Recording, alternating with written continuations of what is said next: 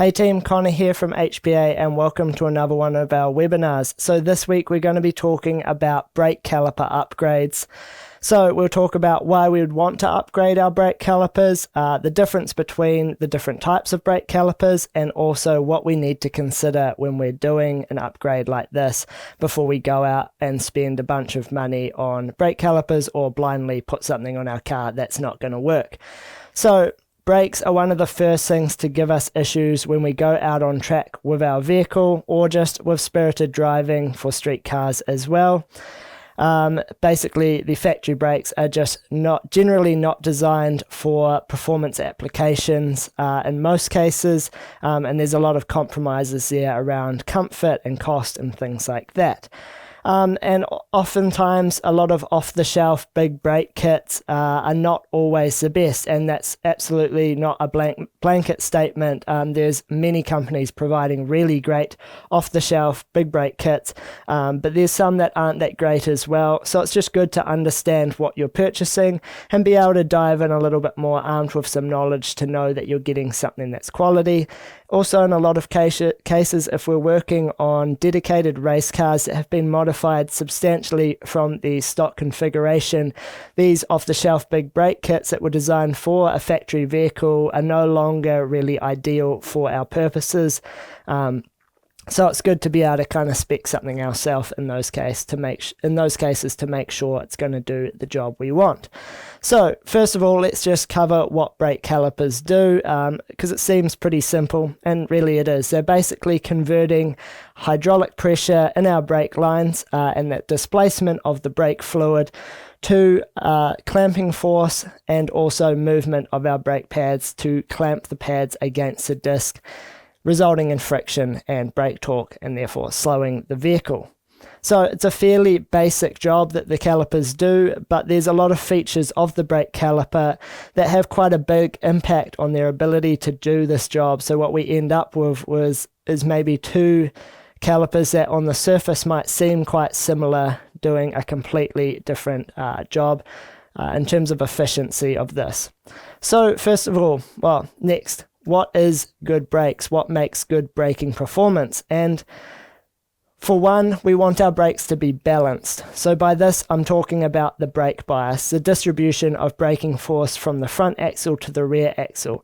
We want this to be balanced for our vehicle so we don't end up with far too much rear brakes, which is going to basically make the rear wheels lock first and make the car unstable and tend towards oversteer or on corner entry.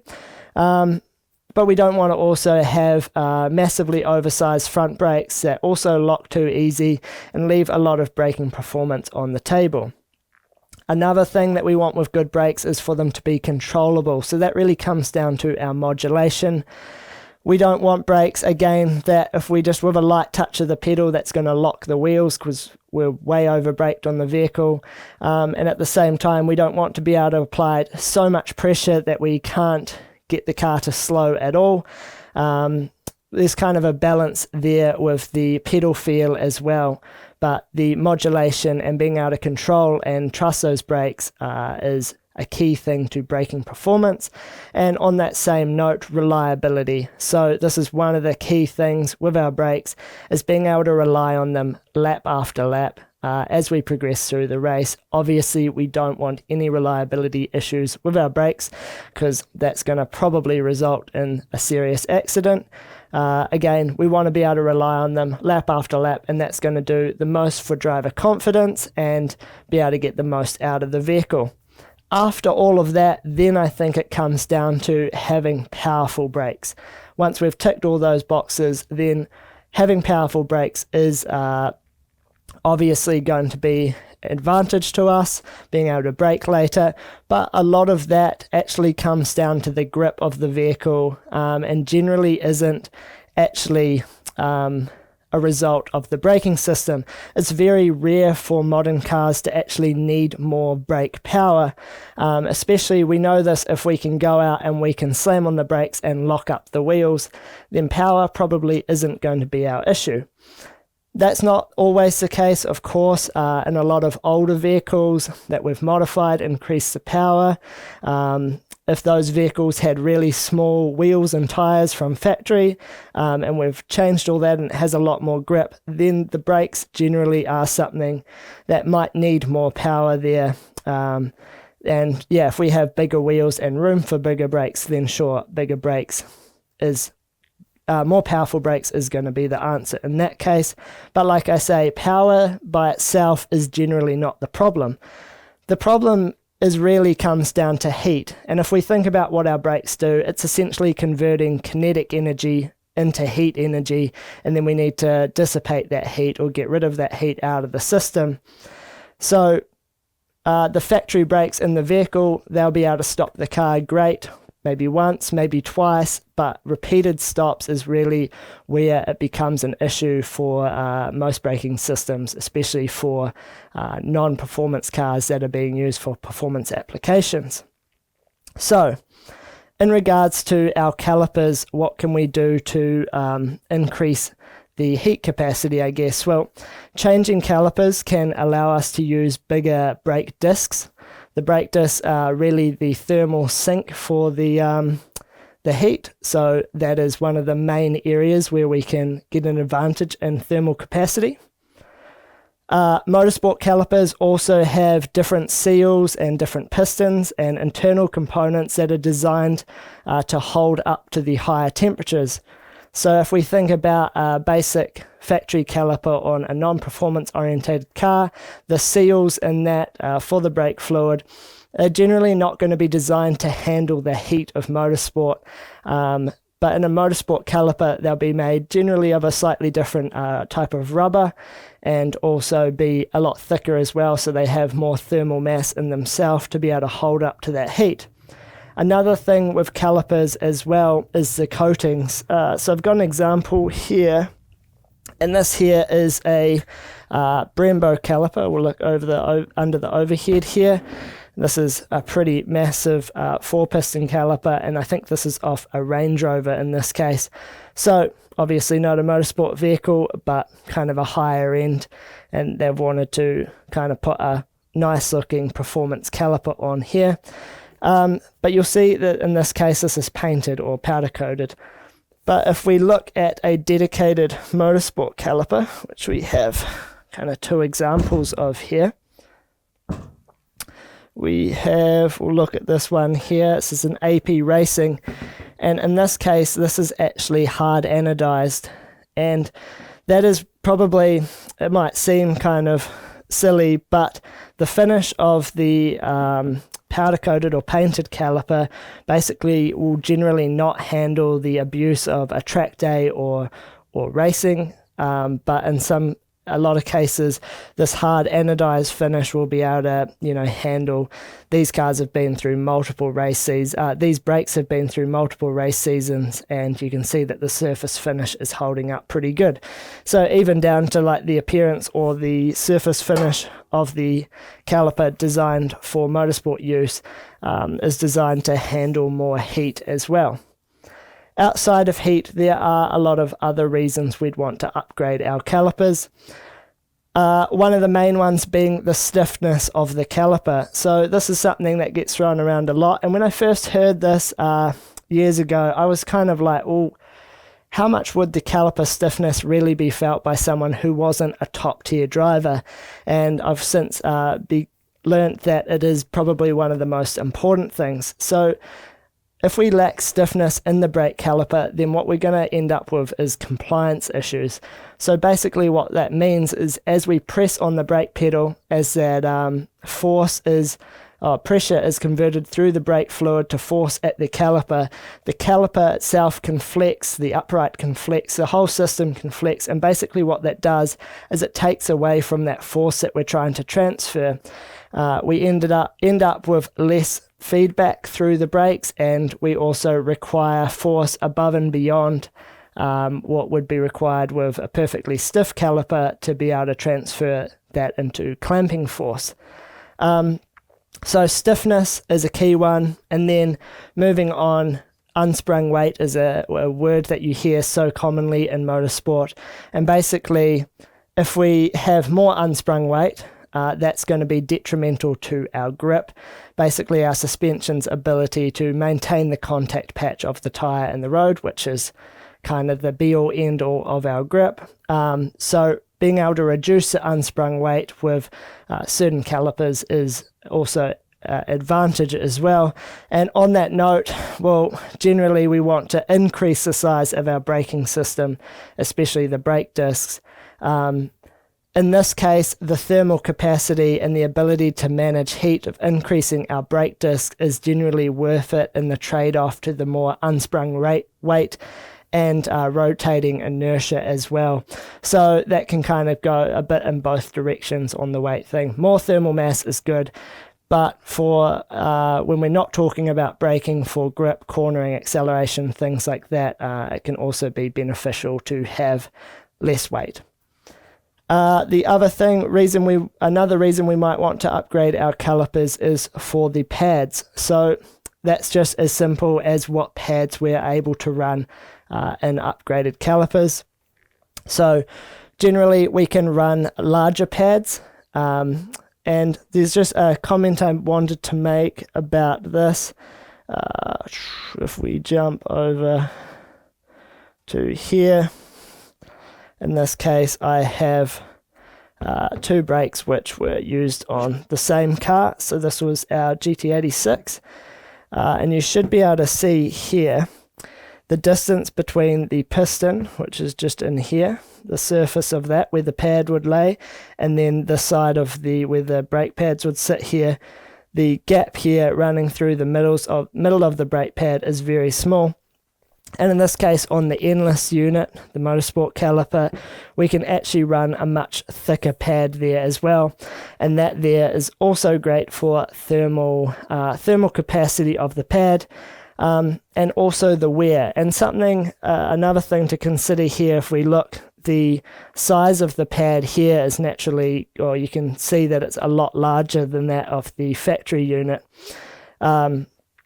So what that does is it's commonly misunderstood that a larger pad, a more surface area on that pad, increases the friction. But if you think about the friction equation, the friction force is a function of the normal force between the surfaces and also the coefficient of friction of between the brake pad and the disc. The area actually doesn't factor into that at all. So it doesn't actually, increasing the area of the friction surfaces doesn't increase the friction force, but what it does is it basically reduces the pressure across the surface, and that does a lot of good things for the thermals and also the pad wear, reducing the pad wear. Another thing that we're going to get into a little bit more is just reducing pad taper, but we're going to come back to that in a moment. And then finally, on the topic of pads, and the reason we'd want to upgrade our calipers is basically just for more pad selection, different compounds and stuff. Sometimes, again, if we're using a vehicle and the factory calipers, it's not a performance kind of focused vehicle. Oftentimes there's not very good pad offerings for that factory caliper, so it can be worth moving to a commonly used Motorsport caliper, and that'll open the door to a lot of new pad options as well.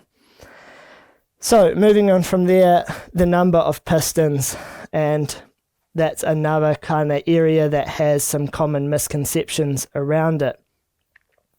So the piston area, which is kind of related to the number of pistons in some ways, dictates the clamping force. So the pressure equation, or force equals pressure times by area. So for a certain brake line pressure, if we have a larger piston area, that means we're going to get more force, and basically that means more clamping force, and that in the end translates to more brake torque. But that doesn't actually depend on the number of pistons, because you can have a case where, for example, if I compare to other calipers here, we have this AP Racing unit here, and that is a 6 piston, and in this case the endless unit is a 4-piston. And we won't measure the sizes here, but in a lot of cases, basically, you can have 6 pistons, and the total surface area of these, actually, that will be a better example as if I use this Brembo here. Again, 4-piston Brembo. The surface area of the pistons in the 2 pistons in the Brembo will actually be more than the 6 or 3 pistons on this side of the AP racing caliper here. So the number of pistons doesn't necessarily mean that it is going to have more clamping force. It is the area that determines that. But in saying that, generally, if you're going to have more pistons, that does kind of add up, and that does tend towards having more piston area as well. But the point of having more pistons is really to distribute the pressure on the pad. And I have a little bit of a video here, which I've just kind of taken as a screen recording out of our brake system course, which I'll talk about at the end of the webinar. And you can see here that we have a single piston on the pad here, and this is just trying to kind of highlight that the pad, when pressure is applied or force is applied through that piston, will actually flex on the surface. And basically what that means is if we have the disc running down here, we get an uneven pressure between the pad and the disc, and that can lead to uneven wear between on the pad surface. And basically that leads to issues with pad taper. The pad will wear out faster, and it'll also result in compliance like we talked about before with the stiffness of the caliper. So basically what we do is we use staggered pistons, we use multiple pistons in this case, and that will distribute the force or the pressure more evenly over the pad surface. And then in addition to this, what we'll actually have is staggered pistons. So we'll jump back to our overhead here, and we can see here that this piston here is smaller than this one, which is smaller than this one. So these kind of decrease in size, and the smallest one here is at the leading edge of the pad. So as the disc is spinning, it comes through this way here. And the reason for this is the smaller piston here will result in less force on the pad, and as they get larger, that's more force on the pad. Because the leading edge of the pad will basically wear faster, if we reduce the force on it, that can counteract some of that, and what we end up with is more even wear on the pad. If we just progress through this video a little bit more, we can see that there as well, the leading edge of the pad and the trailing edge, and how that size changes there. And then we'll see in this next one here, the pad taper as well. So that pad taper, basically what it means here is that this surface here will, if this surface here is sitting flush against the disc, then the surface here that the pistons are acting on is no longer straight, and basically we end up with issues again with compliance in the system. So that's basically what the point of multiple pistons and the stagger of the pistons is as well. And then finally, another reason we want to upgrade our brake calipers again is for more power, and in that case that might actually not be a function of the actual force from the pistons themselves, but that might just be a stiffer caliper for less compliance. That's going to result in more power being transferred, or more force being transferred to the friction surface. And then finally, of course, increasing the size of the pistons is going to give us more power if that's what we're after. So at this point, I'll just make a quick call for questions. If you have any questions come up relevant to today's topic, feel free to ask them in the chat, and then at the end of the webinar, I'll do my best to answer them. But yeah, we'll just move on from there. So let's get into, I'll move these out of the way for a moment, talking about the different types of brake calipers, because this has quite an impact on their operation. So the first one here we'll look at is the factory one off our Toyota, or our Toyota 86, but see it's got Subaru on there because it's off a also used on the Subaru BRZ. So in this case here we have the mounts here, and that's the mounting part of the caliper, and that mounts to the upright. And then what this is called is a sliding caliper. So we can see that the actual body of the caliper is able to slide on its mounts on the pins here, and then there's just a single piston in here. But even though there's a single piston, basically we'll have, as the piston pushes out, the caliper will slide back on its mount, and the other pad will also be pulled against the other disc surface, and we'll end up having equal clamping force on both sides of the disc, even though we have a single piston in there. So generally speaking, compared to the other calipers that we're going to be discussing, these will often lack stiffness. But we could also have issues if they're not properly maintained with basically the pins not sliding properly, and that basically ends up causing misalignment and issues with pad wear.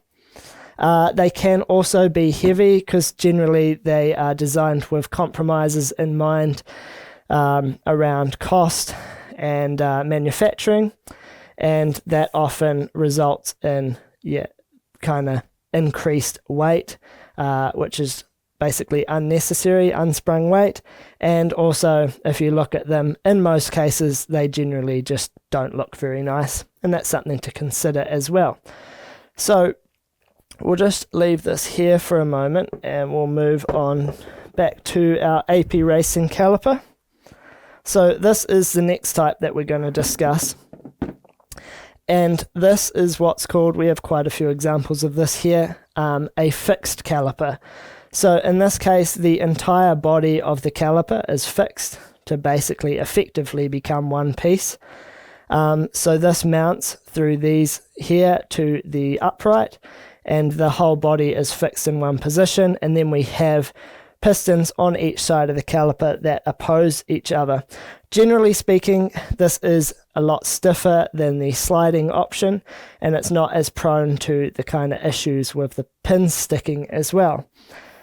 One of the common misconceptions here is that when you move from, let's compare these two calipers, for example. We have this Wilwood 2-piston, and we have the original sliding caliper here. So one misconception here is that when you move to the 2 pistons, then straight away that must be better than 1, and that's not always the case, because when we're comparing these two calipers, we want to, the effective piston area is basically, if we're comparing them, is just taken from one side of the caliper, because as this moves out, this piston, and the body slides back on the pins here, basically the piston ends up moving twice the distance, and we still get the same force on each side of the disc, or on each pad in that case. And in this case, the pistons will only move half the distance, and of course we get the same force because each of the pistons is the same diameter in this case. So that's just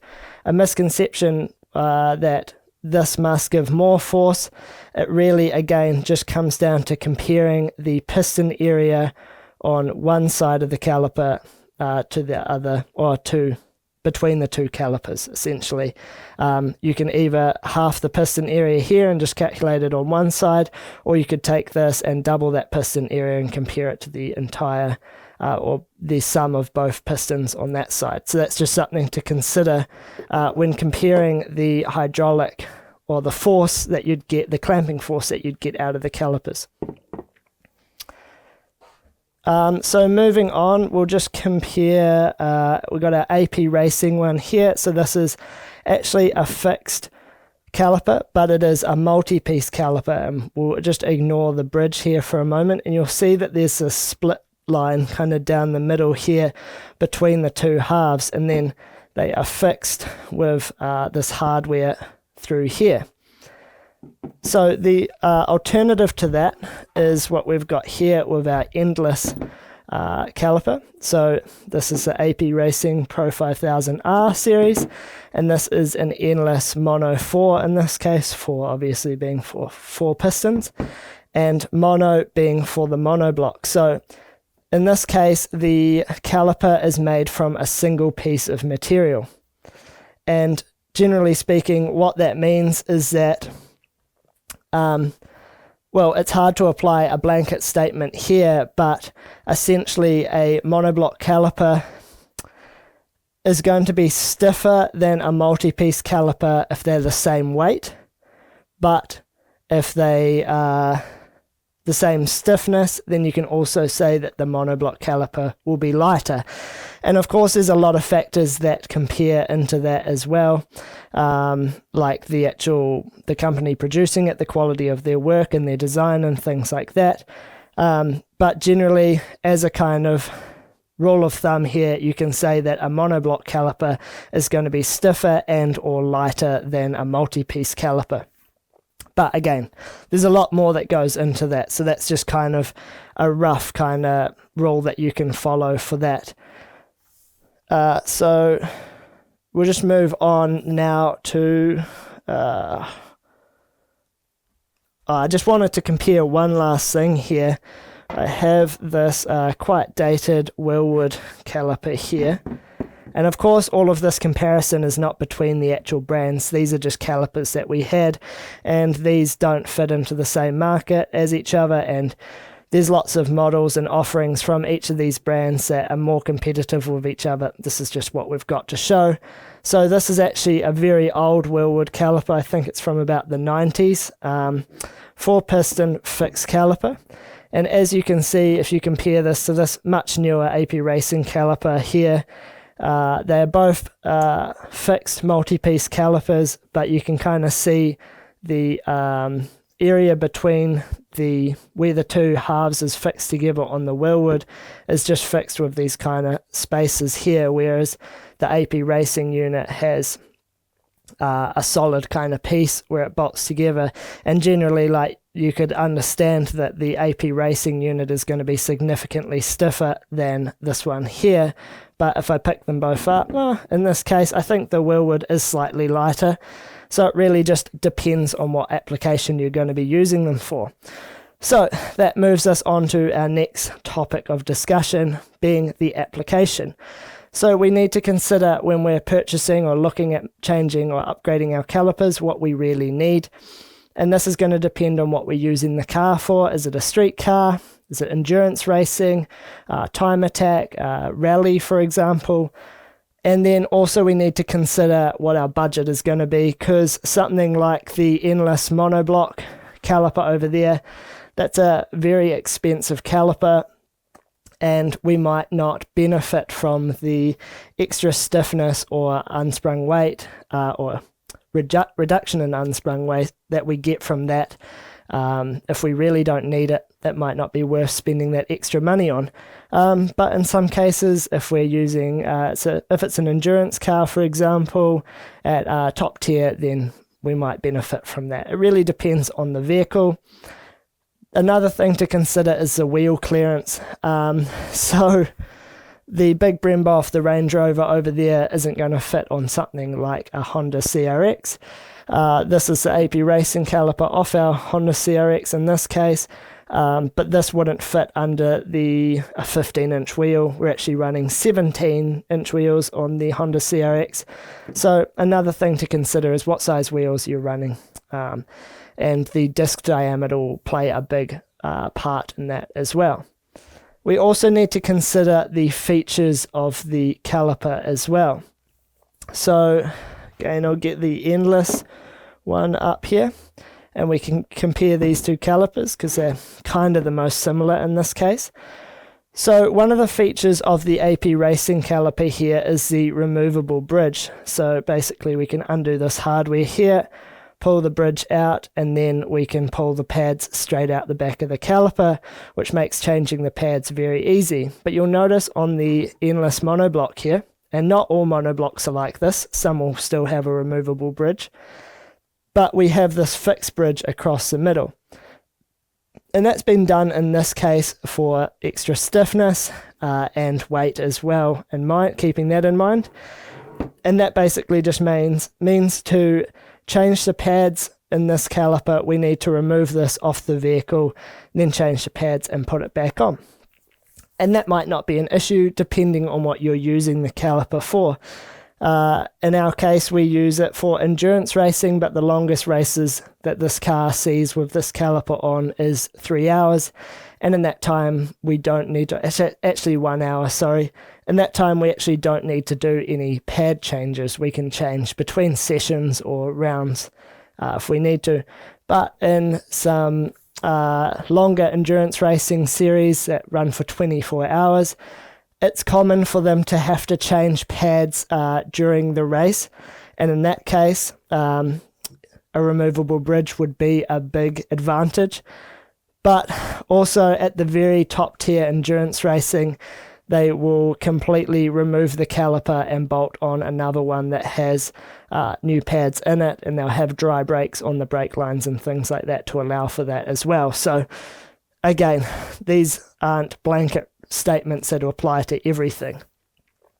The other thing to consider here is the mounting method. So I'll remove the endless for a moment, and we'll just look at this small Wilwood 2-piston in this case. And this is what we'd typically see on a factory caliper as well. The mounting method there is the mounting lugs are in the same direction. So that is what we would probably refer to as axial mounting in this case, because the hardware here would follow the same direction as the axle. The alternative to that is what we often see more so on a Motorsport caliper, and we can see that these are the mounting holes here. And in this case, these are often called lug mounted, but we could also call this a radial mount as well, because the hardware basically follows the direction or the radius of the wheel in this case.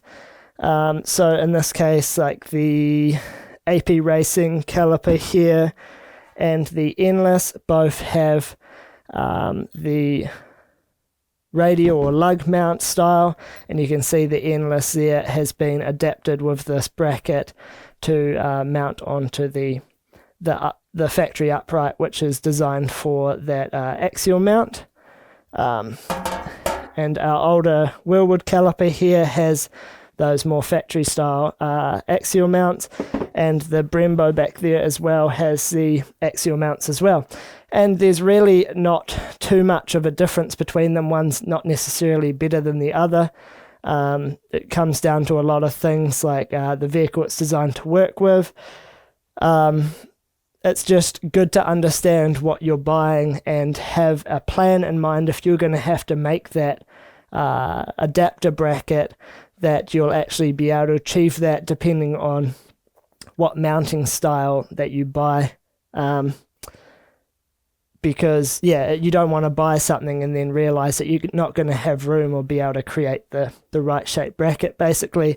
But it's not necessarily to say that one way is better than the other. That's not really the case. I think these are probably done like this because using these on a Motorsport upright, this is usually the kind of preferred method.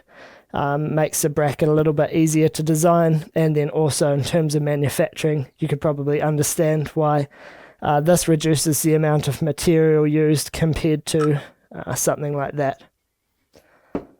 So just something worth keeping in mind when you're purchasing calipers.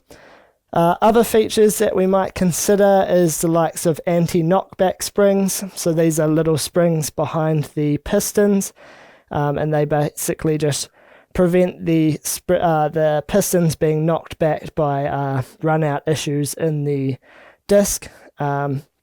So some calipers will have them and some will not.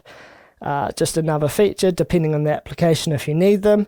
Some calipers will also have extra dust seals in them. Again, if you're using the vehicle for rally applications or street applications where you're not servicing them very often, then extra dust seals can be good. in that case, but maybe not so necessary on a road racing application or something like time attack. Another thing is the piston material itself. So generally these will be stainless steel, but some offerings come, sometimes there's the option to have titanium pistons. And while a lot of people would generally kind of think that this is for the weight advantage, it does result in a slight reduction in weight, but it's actually mostly for insulation of the heat generated to the brake fluid, which is obviously on the other side of the piston there.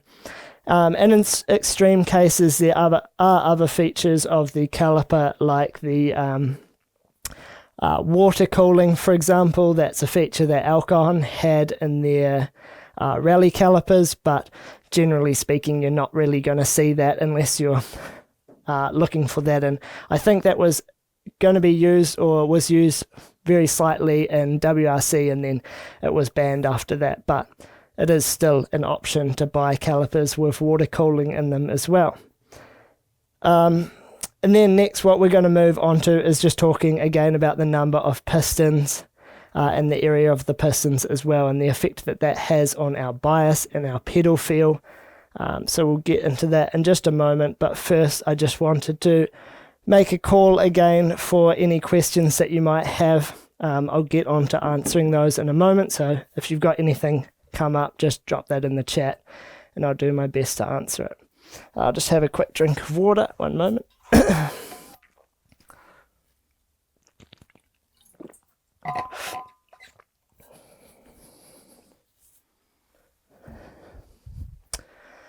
So let's just talk about if we were going to upgrade the calipers on a car, and we'll use a bit of an example for this. So let's just consider something like a Honda CRX or Civic, so a front engine, front wheel drive vehicle with an overly forward weight bias.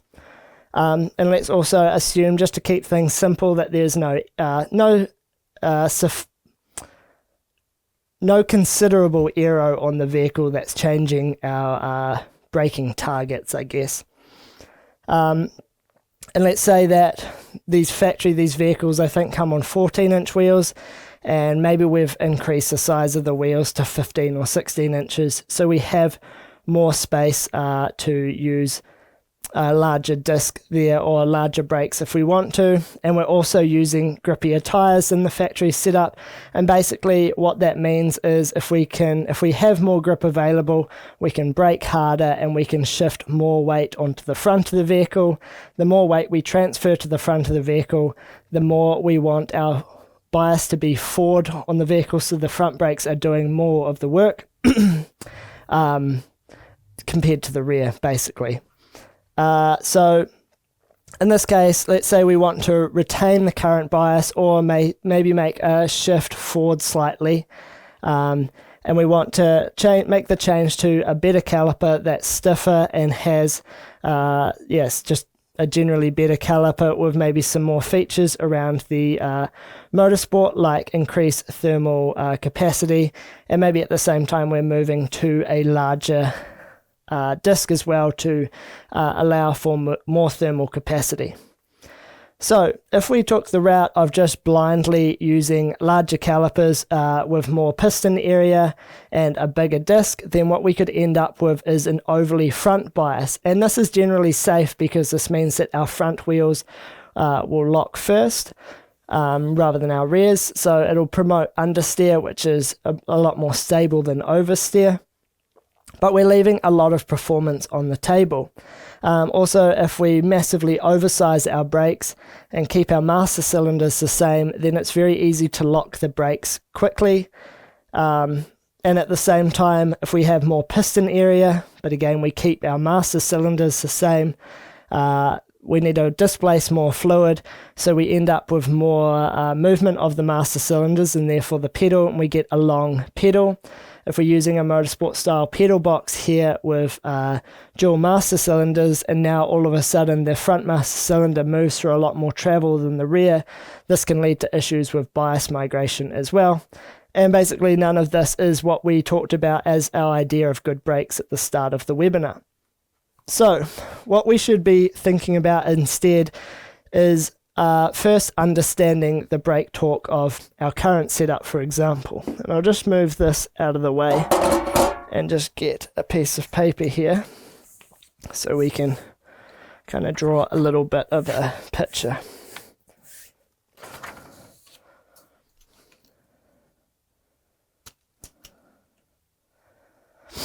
So let's just consider our brake disc here.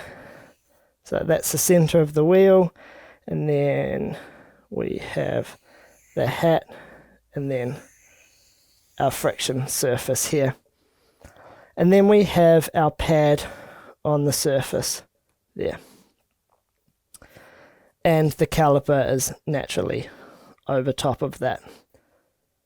And let's just say, for example's sake, we just have a single piston there. So basically there's a few equations that we need to understand here, and the maths is all very simple. So if we just think about the brake torque, for example. So the torque is basically like the rotational force that the brakes provide to slow the vehicle.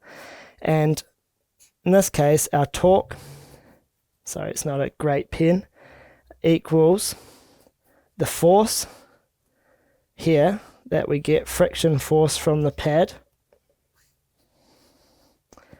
and then this distance multiplied by this distance. So friction force multiplied by this distance here, which is the effective radius to the center of the pad, basically. So that's our torque equals our force multiplied by this distance. And we want to essentially maintain this on the front axle, for our example, or maybe we want to increase it slightly. So there's a few ways that we could do this. Let's basically first consider, well, we can increase the friction force or we can increase the radius here. So if we move to a bigger diameter disc, then the radius here will increase, and if we keep the friction force the same, which is governed by the caliper and the pad, then that torque will increase. If we wanted to keep the torque the same in that case, what we could do is use a smaller a piston with a smaller caliper, or maybe we could use a pad with less friction, because the friction force equals the normal force between the pad and the disc, which is, we'll call force normal, multiplied by mu. And mu is the coefficient of friction of between the brake pad and the disc. So that's controlled by whatever compound of brake pad we're using. So if we increase the size of the disc here to get more thermal capacity out of the brake disc, because that's probably the best way to increase the thermal capacity, then if we increase that to keep the torque value the same, we could actually decrease the friction force, and this is because we'd be decreasing the normal force here, and that normal force basically is the force from the piston, and in that case that would be the brake pressure multiplied by the area of the piston. So if we used a smaller piston, that would mean the area would be smaller, so for the same brake pressure, the normal force would be less, makes the friction force less, and that makes the torque less. But if this decreases and this increases, we can keep that the same. Or we could basically, you can understand now how this equation can be used. We increase the area of the piston, that will increase the normal force that we get. If we use the same pads, that increases the friction force, and that increases our brake torque. So that's just the basics of how that's all calculated. So we could go that route and use a caliper with more piston area, and we could get our increase in thermal mass. Rather than using a larger diameter rotor or disc, we could use a thicker disc as well, or just a disc with better ventilation design that's more efficient at cooling. What we need to consider if we're increasing the area of our caliper though, if we're using pistons, bigger pistons essentially, then we are going to be displacing more fluid for the same movement of those. So we need to consider changing their master cylinders, and if we increase the size of the master cylinders, then for the same pedal force, it all kind of goes in the opposite way. We will get less pressure in the brake fluid, and so basically if you increase the caliper piston area and then you want to keep the displacement of the pedal, so the pedal moves about the same amount when you press it, then you increase the size of the master cylinder, then you're basically going to decrease the pressure, which takes away from that increase in force at the other end. So there's a little bit of a trade-off happening there, and you can use the pedal ratio as well to counteract some of that by increasing the pedal ratio, so you can get more force or pressure, force transferred to the master cylinders for the same pedal force as well. And you can see how this all starts to kind of spiral. We won't go further into any of these calculations here, but hopefully it gives you a little bit of an insight on what you need to consider there. If I just think of an example for Honda in Australia, who do a lot of great work on the Honda platforms, they have a kit for the Honda Civic, which is basically using a front fixed caliper off a Porsche. And that caliper, I think, actually has a smaller piston area than the factory Civic caliper, but it allows you to use a bigger disc while retaining the same brake torque front to rear, so the bias of the vehicle stays the same. But you get increased thermal capacity, you get more compliance, and you get better pad options and so on. So it's just different ways to look at upgrading your calipers that don't necessarily mean just getting calipers with the biggest piston area on there to make the most clamping force you can, because generally speaking, that isn't actually what you're going to be after. More often than not, what we see is vehicles with massively overbraked rear axles. So an example would be one of the first setups that was on our own SR86. I think it had 350mm front discs, and I think 320mm rear discs. It had the endless Mono 4R on the rear and the Mono 4 on the front, which are a little bit smaller piston area on the rear, but basically since then we've kept the same rear brake package, and we've moved up to, I think we're at a 370mm front disc now, or maybe even bigger, and we've got the Mono 6 caliper on the front, and even still the bias is probably more rearward than it needs to be in that case. I was going to show some photos, but I don't actually have them here. But when I was in Japan last at Scuba Circuit looking at the Scuba Attack series, especially looking at their time attack Honda Civics in that case, which are seriously fast cars. Doing a 54-second lap around Scuba is crazy, really. And they have factory Honda rear brakes on them.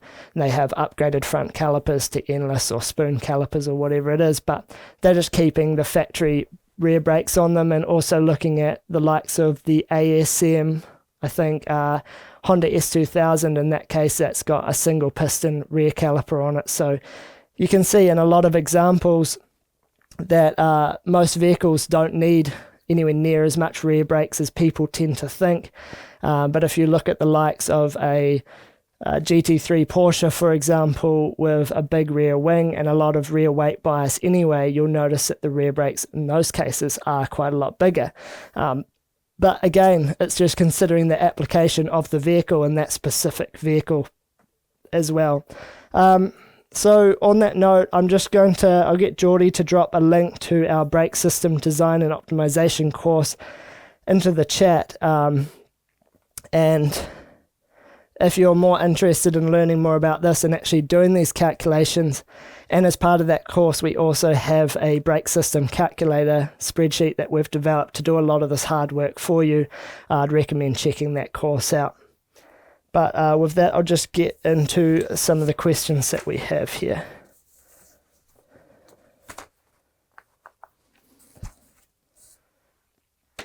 So Oscar, after calculating pedal box, dual brake master cylinders and caliper piston retraction distances, disk heat expansion pad to rotor gap, are those calculatable? Disk heat expansion to rotor gap.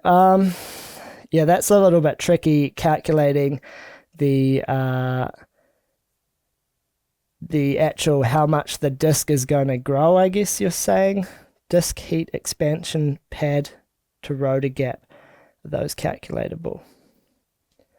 So generally, when we're calculating the amount of distance that the pistons need to move, or therefore the pads need to move to take up any distance to the disc and engage against the disc, we'll generally apply kind of a rough rule of something like 0.5 millimeter or so for that gap, to understand if we have knockback or something like that, how much we'll need to move the pedal to actually take up that gap. In this case, in terms of the disk heat expansion pad to rotor gap, that's quite a difficult one to calculate. I'm sure you could calculate it. I can't comment on that one. Same one, Oscar, what is the ideal master cylinder to piston area ratio with and without a booster? Again, that's just going to depend on the vehicle and the pedal box that you have. Generally speaking, if you don't have a booster, you're going to want to increase the master cylinder to the piston area ratio, so you increase the leverage over the system.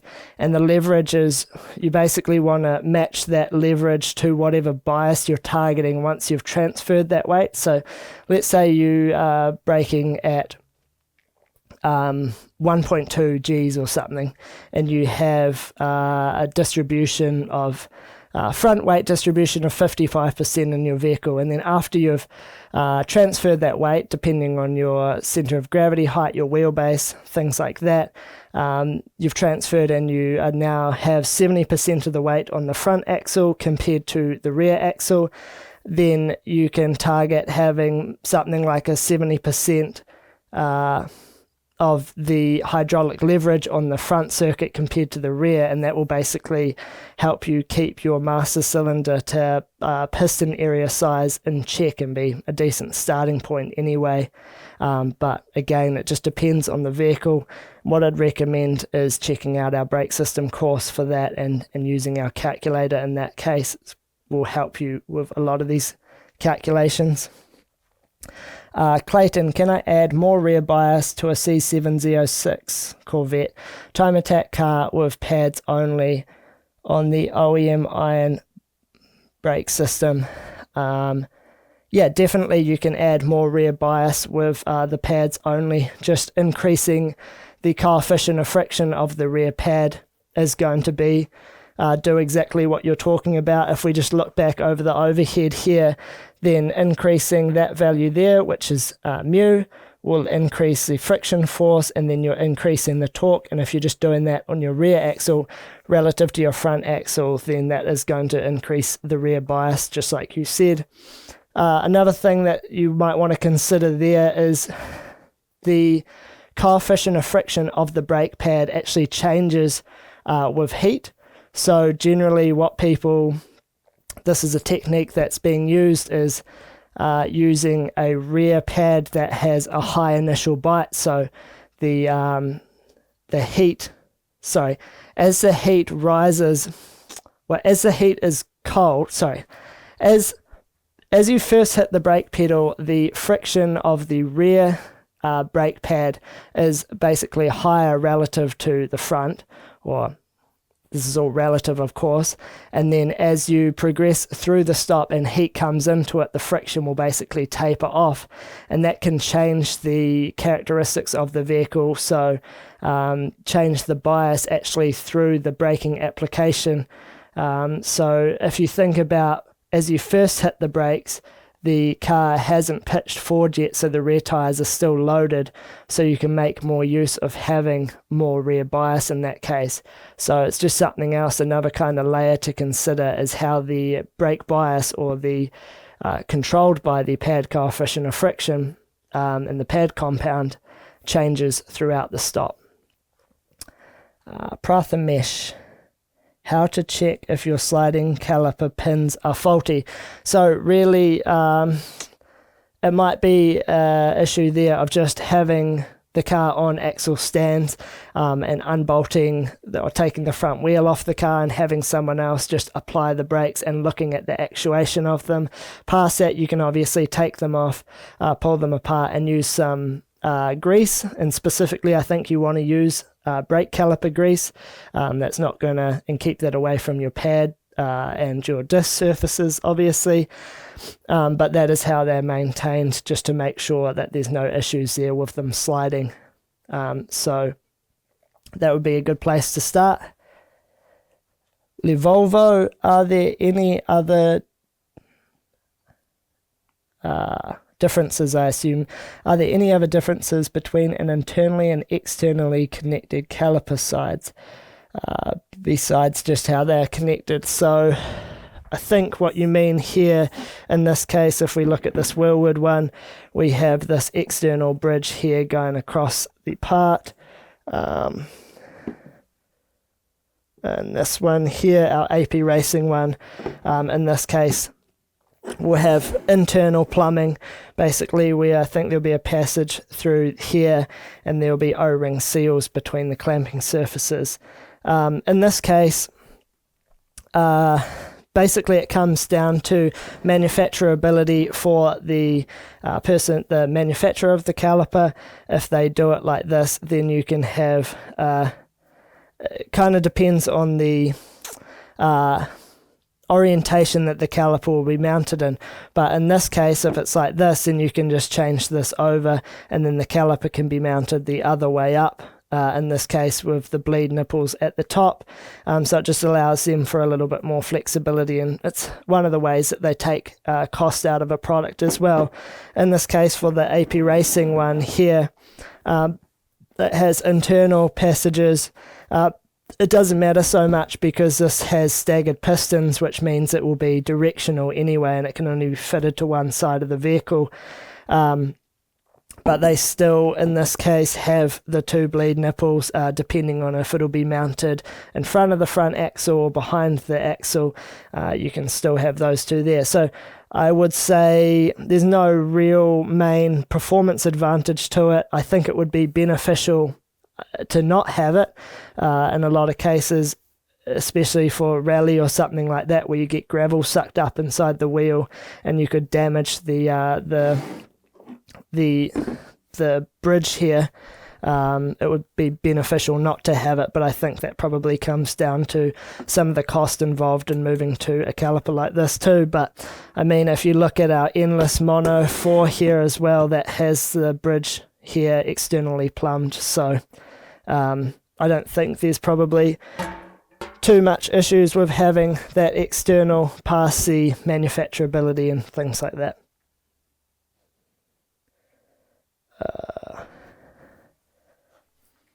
M. Dubois, how does radial scoring affect performance?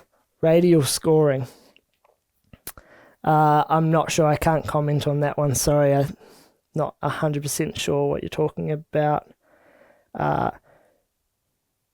Where do you find high temp pistons and or dust seals? So basically just on the supplier's website, they should kind of have features like that quoted on the specifications of the caliper, and that'll generally depend what they've been designed for. For example, on the Endless website, they have a section for their road racing calipers, their street calipers, and also their rally calipers, and they'll have the different specifications for those as well. So that would be where you'd find them. And in terms of suppliers that are selling those separately for other manufacturers' calipers, I'm not 100% sure. Haven't actually seen that. But yeah, in terms of each supplier should be able to sell, obviously, rebuild kits for their own calipers, and you'll be able to find any seals there for that specific caliper.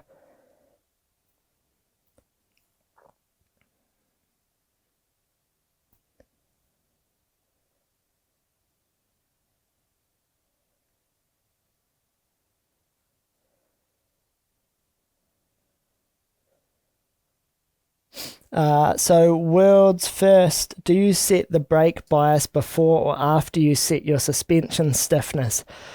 So that's an interesting one because it's kind of commonly, if you think about it, the suspension stiffness and the amount of anti-dive and things like that, or anti-squat, no, anti-dive in the case of brakes, you'd think that that has a significant impact on the brake bias.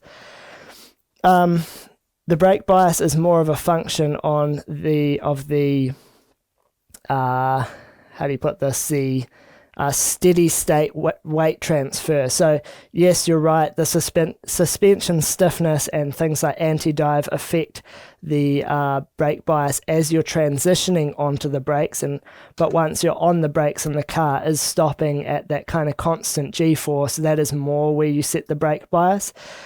Past that, so you can set that up based on kind of calculations and things as a starting point, but then past that, it's just a matter of adjusting your brake bias from testing on the track. So that might just be using a spotter to check for brake lockups, or using wheel speed sensors and data and things like that, and in that case you're going to be doing that after the suspension stiffness as well.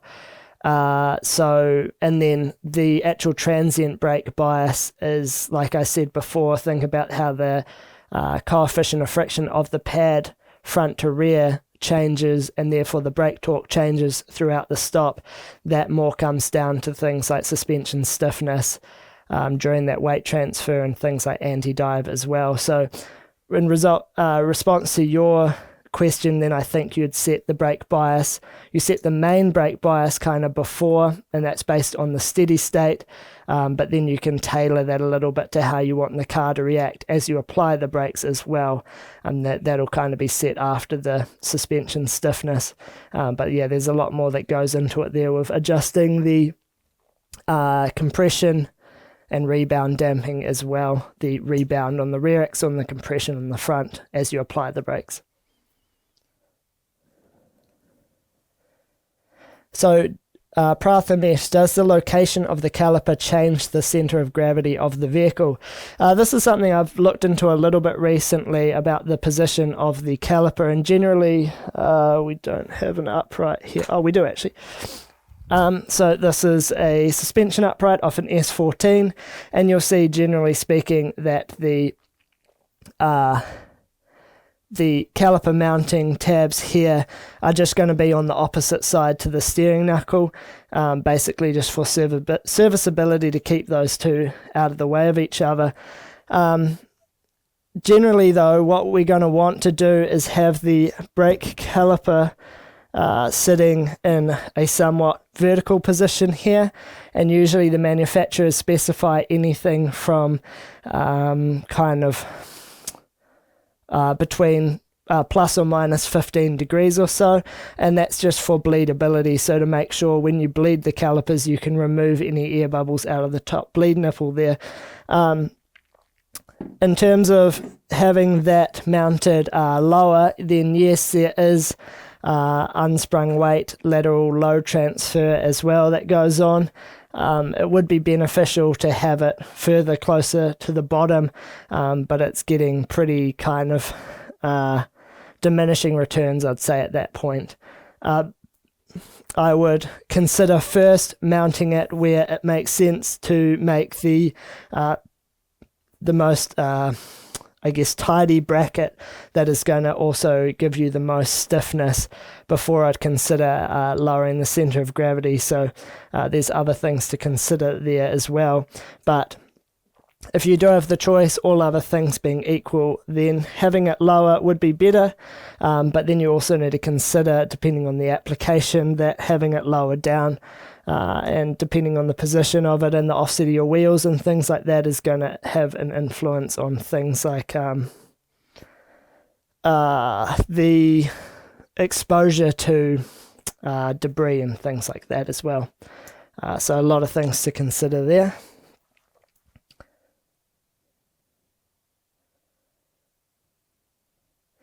Andre, is there an ideal bias to ideally dial in with front wheel drive, mid-engine or rear wheel drive? So again, it just depends on your vehicle.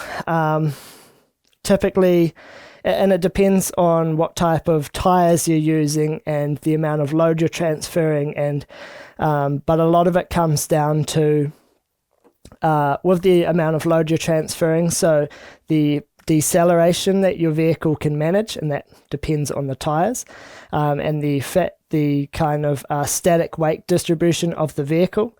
So if you're, for example, at 50-50 static weight distribution, and as you transfer a certain amount of load, you end up at 60%, then you're going to want to roughly target about 60% bias. But generally speaking, for something like a front-wheel drive vehicle like a Honda, you're going to be at about 60 to 65% static weight distribution, and then as you shift that forward, you're going to be closer to 70, 75, 80% weight distribution, and then that's roughly what you'll be targeting in terms of the brake bias, because that'll give you a kind of more ballpark for the brake torques that you'll end up with, and it all comes down to the tire forces and things like that, which we discuss everything to do with in the brake course. Generally, rough ranges that I'd say the brake bias on a front wheel drive, front engine car is going to be something like I just said, between around 75%, maybe all the way down to 65 or something like that for a front wheel drive car.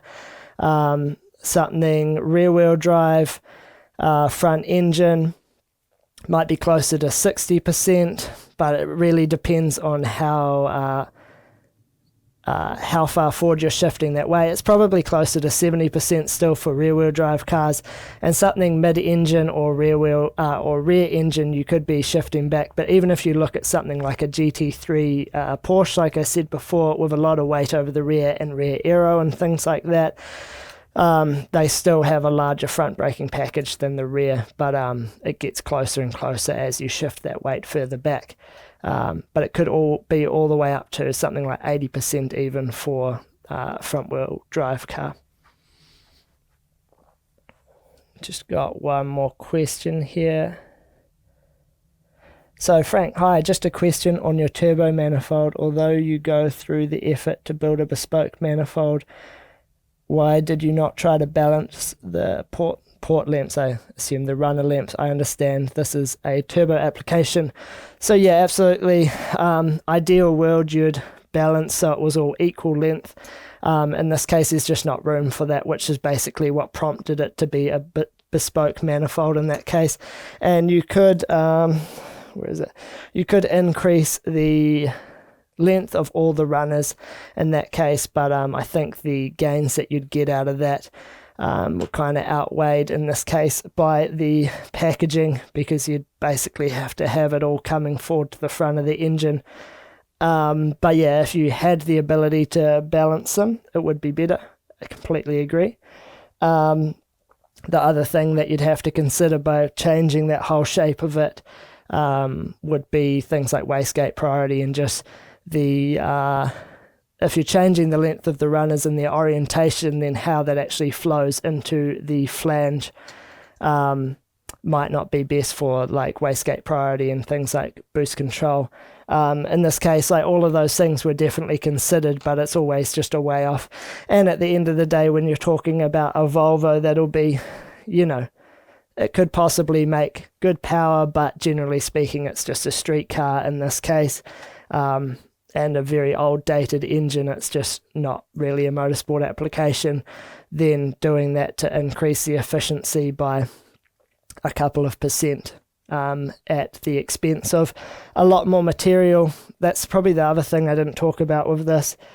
This is going to be kind of designed with it being cast in mind, so the increase in size would result in an increase in tool cost and material cost, but he's also thinking about possibly getting it 3D printed from stainless as well, because the cost of that's actually coming down to the point where if you got it cast and paying for a tool, you'd have to sell so many of them, and then that's a trade-off for kind of the manufacturing to pull back the money from that. But rather than that, spend a little bit more, get it 3D printed, and then you don't have to worry so much about that payoff. It just depends on how many you're making and things like that. So if you made it a lot bigger to try to get those runners to equal length, then in terms of if you're going to 3D print the manifold, then that's a massive increase in price. You'd probably double the price of it, because that's all based on the weight of 3D printing metals. The more material you have increases the price of it significantly. So a few things to consider there. I know that's probably not the best answer. In a perfect world, yes, you'd have them equal length, but there's a lot of other factors that kind of come into it there.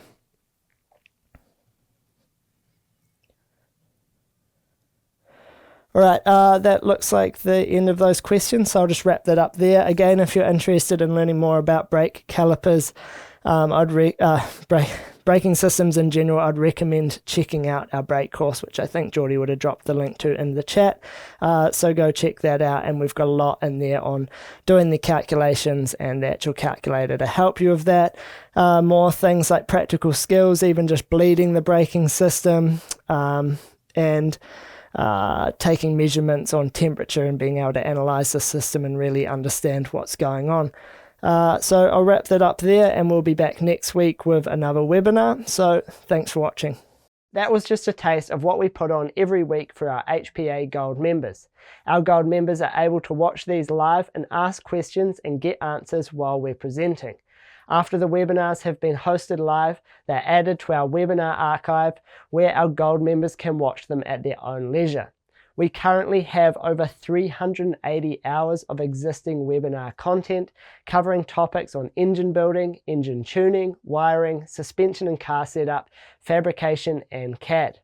This is one of the fastest ways to expand your knowledge on a wide range of topics, as well as stay up to date with the latest tools, trends and techniques in the performance industry. Our Gold members also get access to our private members only forum, which is the best place to get fast answers to your specific questions. Gold membership can be purchased for just $19 per month. However, you will receive 3 months free access with a purchase of any of our courses. Click the link in the description to learn more.